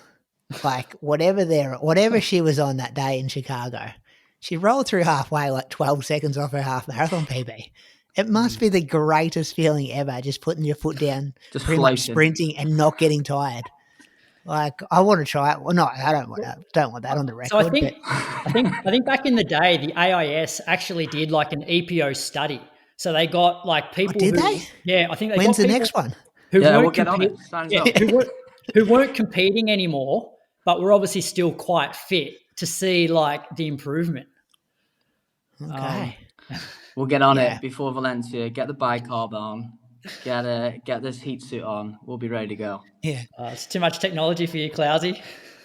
But you've also got to be like being associated. Like, I don't get, like, you look at who that agent represents and it's like Kipolimo. You're like, oh yeah, the bloke just went out and ran 56 minutes for a half marathon 3 months ago. And you're like, well, look, aren't we just connecting dots here? Like, I'm not claiming anything. I might have to cut this for the iTunes release. But isn't it like the unbelievable shit you see that I've seen in the last 6 months have been Ruth Chepngetich runs 209, Kipolimo runs 56, Beatrice Trebet runs 13:58. And I go, oh, they're all managed by the same guy. And he's had a shitload of people who have been popped. I'm like, but then how can I sit there and go, oh, I'm sitting in the grandstand in Paris believing what Faith Kipyegon's doing? Or Kipchoge, my man, Kippers. Like, I don't know. But that's the frustrating. That's the frustrating thing for us, Brady. Is like we have to tread really lightly around what we say, as I guess media people, even though we're watching something that is truly like unbelievable. But we can't call it out at the time, and then 6 months down the track, they test positive, and it's like, well, why couldn't we go? Like, we should have went that person. Like, we do say it, I suppose, the best in a line way. Is you go, it was unbelievable what she did. Like, but take that as a literal sense. But even if you go back and listen to the episode that we did straight after Kipolimo ran that half marathon, and it was unbelievable watching that. Like, I thought the guy was going to overtake the lead vehicle. It was just. He was sprinting the whole time, wasn't he? Yeah. And you're like, that doesn't look humanly possible. Well, it shouldn't look like that. Like, we've all been in races. I've sat on the side of the road and I know these might be the top 0.0001% of the world and genetically and stuff. But even when you see Kajelcha get it wrong, he's cooked in the last lap. Like, I don't know. Yeah, but that's the thing that I love about Kajelcha is because I almost feel like he gets it wrong more times than he gets it right. And it seems like the people that do get caught doping, they don't show any fatigue. Like, but he's clean. I think as well. I think it's like super shoes have masked everything, haven't they? You know, like we all think, oh, it's the shoes, it's the shoes, it's the shoes. Oh, it's nutrition, but there's also double threshold. Yeah, don't get me started on that one. But I think, you know, it all gets masked, and it's like the way people are training. I don't think it's really changed that much. I think people aren't training as hard, which has probably benefited them. And like drugs still exist. They exist probably more than what we think. And people aren't just, you know, flat out calling people out for what it is. Like one theory could be that, like I do feel like each generation that comes through is generally probably like a little bit stronger. Potentially, I don't know. But I don't know the answer. I just know World Athletics need to do more. Yeah. Brands, It's stronger leadership from brands brands, maybe need races. to do more. Yeah. Do we cover that all right? But I think it's a system. I think it's a system that you need. You look at those races, you have to have those athletes in your race to keep your status. So like Sydney Marathon, they need so many sub 205 guys. So they've got to have them in their race to keep their being a world major. So then they need to employ these agents that have the athletes. What we need is some guru scientist to come up with a way that they can't actually beat the tests. That's a thing, isn't it? Like the testing is so far behind what they're actually on. That would be gold label. It's like if you can actually design a test where people can't actually get away with it, like that would be awesome, and that would change people for sure. Because it's like, well, I got no chance of dodging this test anymore. Just like a COVID one, you chuck it up the nose. If you get 2 red lines, you're not racing today. Get back on the plane. Could be onto something there, Croaks. I was on board. I think. Good work. Those results and news are brought to you by Axel Coffee. Don't forget, Inside Running Podcast listeners get 20% off their first online order with the code IRP20. Start your day right with Axel Coffee. Got any whispers, Clousey? Got any UK whispers over there in Portugal? Give us some gossip. Oh, God, I don't have any whispers, actually. No whispers from you? No whispers, no. I'm just, head down, just running over some hills in Portugal, to be honest. Nothing. Croaks, you got anything? No whispers out of the capital? Not really, no. Okay. I don't have any left this blank. Have we got a moose on the loose though? We've got to go loose on something. Moose would be disappointed in us if we don't. Anything been other than people testing positive and the sport being completely fucked? Anything else? That was a pretty decent moose on the loose. But you got any Clousey that sort of just like pisses you off? God, how long have we got? I'd say I don't really know, to be honest. I think noticing on Instagram and social medias, everyone's putting their bio, their name is something fit. I don't know if you boys have seen this as a bit of a trend. Everyone's name is like Matt_Clowes fit. Yeah, it's like it's getting out of hand. It hasn't got the Southern Hemisphere yet. This one, keep an eye out for it though. You haven't seen it, keep an eye on it. Yeah, it's mainly all the CrossFitters moving over to running, and changing their bios to include the name fit in. Or what about runs? Clousey runs. As a separate account to Matt Clowes, but this is just their running content and they're a recreational runner. I mean, I can't say much. I went to CrossFit for a little bit, so I guess it's the same, right? CrossFitters and high rocks come into running, so I don't mind that, Croaks, because you might have different followers for the different content you're putting out there. Yeah, maybe. I don't post much anyway, but it's all under one for me. I've got another little moose on the loose, Brady. I've got one next as well. Yeah, after our little rant last week about coaches claiming PBs for like short half marathons, there was another coaching company that put up a post within the last week for Run Melbourne with all these PBs. Come on, be better. It was Run to PB, wasn't it? It's not PBs, it was Run to PB. Was it? Yeah. I'll have to have a word to our marketing team. Yeah. Did it look good though? They usually do a pretty good job with that PR stuff. I heard through the grapevine. I didn't see it Would myself. have had a couple. You heard off Moose this morning because he couldn't go for his run and he was just firing off bullets to the whole group chat.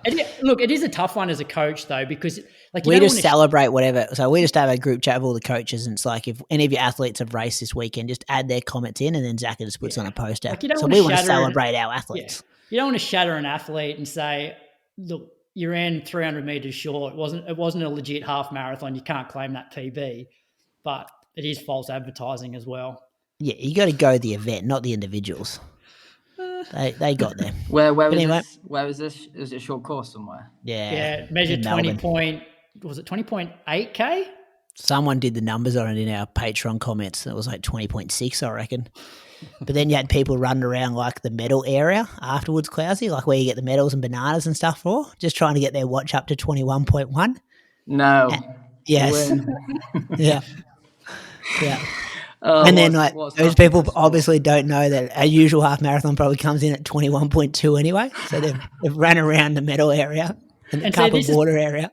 This is part of the problem with technology. Like back in the day, like used to train and race and GPS wasn't a thing. So you'd be going to these fun runs and you wouldn't know what the distance was. There's probably only a handful of certified races that you'd actually do per year. And that's what I always loved about the track, was because whatever you run on the track, it's legit. But there was just so many local fun runs that were, 10% short, 10% over. It wasn't really Bit of triathlon stuff about it. What about this one today? I'm helping out this fun run in town in 2 weeks' time, and I've designed the course, and I ran the course today, and it come in half marathon, 21.5. Too far? 21.5 is too far. What do you reckon I It's cull got to it be back 10%, hasn't it?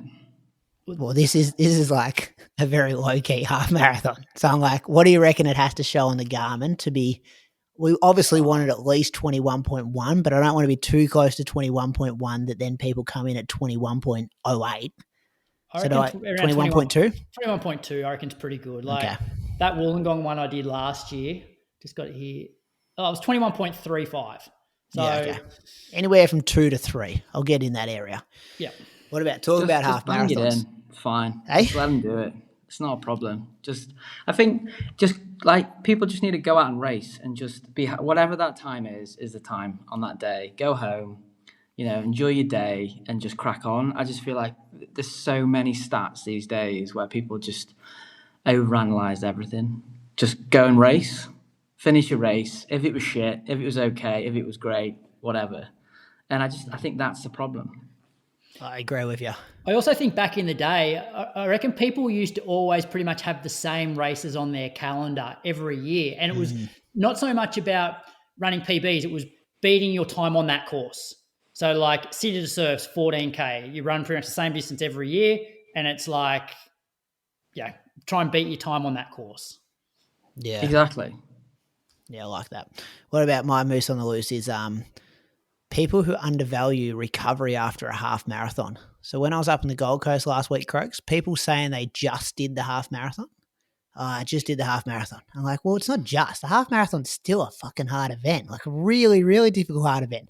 And then they're like talking to some mates on the Tuesday after. So they've smacked a half marathon on the Saturday. Oh, my legs, I'm jogging so slow. My legs are still beat up from the half marathon. I'm like, we got into this mentality now that if you're not running marathons or ultras, that everything else is easy because it's shorter.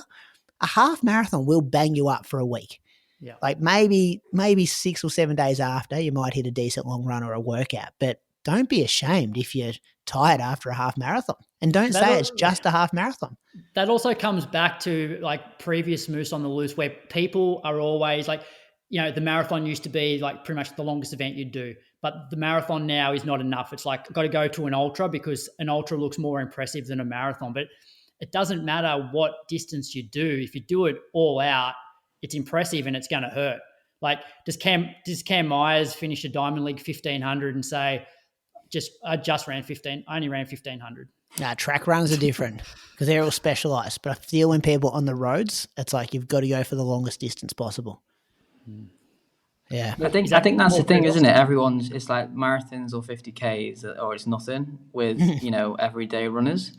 It's like, what's happened to 5 and 10Ks? What's wrong with just doing shorter road races in the year? Like it's always a marathon or a 50K or a 100-miler now. It's like, it's gone wild. Yeah. And you used to have to do your time. It was like run for 10 years and then think about doing a marathon.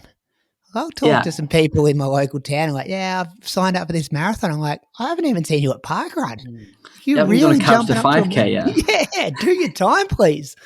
And it's going to be more enjoyable. We could jump down this rabbit hole forever, fellas. I couldn't imagine, and that's the problem. It's like people that just go straight for the longest event. It's like the chances are that they're probably not physically prepared to do that event. And like, how is that fun? I couldn't think of any. Like, if I had to go and run 42 kilometers tomorrow, like I would get through it, but I would hate it. because I'm not prepared for it. Yeah. Listener question, Croaks. Let's bring this show home. Let Clowes Yeah. enjoy his book on the beach. All right, this episode's listener question is proudly brought to you by Precision Fuel and Hydration. So we had two here. One was a doping one. We'll go to the other one. How can you stay keen when you keep getting sick or injured and keep missing time from running? That question comes from Tom Beecham. Now, Clousey, you've experienced a bit of this. The answer for you back 2 years ago was quit. That's not what we want tonight. I'll give Tom the advice. good stuff. So how can you stay keen when you keep getting sick? I mean, firstly, trying to address why you're getting sick and injured would be the first thing. So I think, Tom, just try and figure out that. And then I think once you have some answers, then it's going to give you the motivation to rehab or whatever you need to do from a sickness perspective to get back on and do some training. Great answer. I couldn't have said it better myself. I think if you're motivated enough and you really want to succeed in the sport and you keep having these setbacks, if you seek out the right professionals and surround yourself with the people that can get to the bottom of why you're having these issues, then you can always come out of that rut. And you only have to look at people like Lisa Waitman, Eloise Wellings. Like, they were very, very injury prone early in their running career, and it would have been very easy for them to just stop. Like, Eloise missed multiple Olympics because of it, but they turned it around, and look at both of them the last 10 years, haven't missed a beat. So you need to stay positive, but get the right advice to get back on track. Also, I think you need to narrow your focus a bit. And Clowes, you kind of said this before, like, you're not training for Valencia at the moment. Like, you're training to do this little 6-week block and then have your week off and then be able to focus on the Valencia stuff. So, like, focusing on the small wins, and you're doing the same, Crux. Like, you just want to string, you don't want to jump straight to that 140K a week and 2 awesome sessions. It's like, no, I just need to be over 100K and string that together for a while and then celebrate that success and then move on to the next step in the staircase. Yeah. So, and even working on things that, if you can't run at the time, like, it doesn't mean that you can't go and do some strength exercises or core or whatever, which, you may neglect when you're actually running. And so putting those things in place when you're injured will actually make you better when you can run again. So there's other things you can do outside of running to make yourself better when you do come back. Spot on. Well done, boys. Thanks to Precision Fuel and Hydration. Visit precisionhydration.com and use the code IR-SPRING 2025 for 15% off your first order. What's coming up? We've got the Lakeside 10K and the Sydney Harbour 10K. Sam Clifford headlining that, Croaks. I saw that on social media. Yeah, and I think Leanne might be running it as well. Oh, yeah, I did see that as well. So she'll be talking about that on Road to Sydney. Lakeside 10K, I think you'll see Ed Marks. Andy Buchanan might be in action as well. So some big dogs down there in Victoria. What do you got coming up, Croaks? Back to work later in the week and dealing with a couple of sick kids. So the kids have got the flu, the one that I had before Gold Coast. So I'm hoping that I've built up enough immunity that I'm not going to get sick off them. Yeah, good luck with that. Clousey, what are you doing this week? Sitting on the beach. Sitting on the beach, trying to read my book. Just chilling. We get back a week Monday, so yeah. You work pretty hard too, don't you? When you're working, like, you pull big hours. So. Just in front of a laptop, but yeah. So just have another week. I thought you were selling stuff in hospitals and that. You got a job. Medical sales. Yeah. I don't run around the hospitals as much now. I'm more in the sort of management side of things. So, stepped up. What's the best selling piece of equipment that you sell, Clousey? So I sell pulse oximetry, so patient monitoring. Oh, yeah. Yeah. So I don't know necessarily what the best product is. Probably our brain monitoring sensors. So do you sell MRI machines? Not MRI machines, no. No, that's, do you know how much are they worth? Do you know? MRI machines are probably over $1 million. Yeah, or close to $1 million, if not more, because they have to like crane them in as well. So it's a big sale. Complicated stuff there, Chris. Wasn't Moose talking a few weeks about like Buying one or having like footy teams have their own one, or maybe that was their treadmills, the anti-gravity treadmills. I don't know. He's always spending money, that guy. All right, we'll do it all again next week, listeners. Thanks for tuning in. Massive thanks, Clowesy, for filling in. If you like what you heard with Clowesy, he's on once a month on the UK Monthly with Dan Nash and Aaron Scott, the star of the show over there, Clowesy. Patreon supporters here, there once a month. Usually it's like the last couple of days of the month because I have to message you guys 8 or 10 times to get organised and be like, boys, the month's about to end. Give me an episode. But no, we appreciate what you do on that show and this show again tonight. Hey, Brady, what about Aaron kept a few receipts from the old Ruth Chepngetich saga? Did you see that, Clowesy? He had a good day on Twitter. He must have been in like arguments back and forth, like when he was questioning it like last October. So then he was just checking in on people he was having arguments with, and then Moose joined in on one of them as well. Like he was having some good keyboard battles over. Where was the this? Weekend. On social media? On Twitter, on yeah. Twitter. Oh, right, okay. I just saw the photo that you sent me, Brady, where he was obviously having an argument with someone and then it went cold. And then when she got popped, he's like, oh, g'day, mate. Just me again. Yeah, I love it. It was a good weekend for Twitter. Yeah, that's good. All right, boys, I'm ending the show. All right, Thanks, Clowes. Want to make your next race day the best one yet? Well, dialing in your nutrition strategy is one of the most effective ways you can do that. Luckily, our show sponsor, Precision Fuel and Hydration, offers you the chance to do this in the most effective way possible. Book a free consultation with their team to fine-tune your fueling plans. Emphasis here on you, as they offer tailored advice based on your circumstances and the race you're taking on.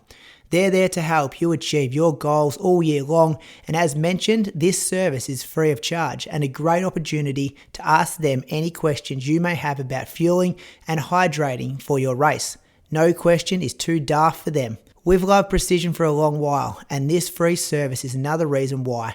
Use the link in the show notes and use code IR-SPRING2025 for 15% off your first order and start smashing those goals today.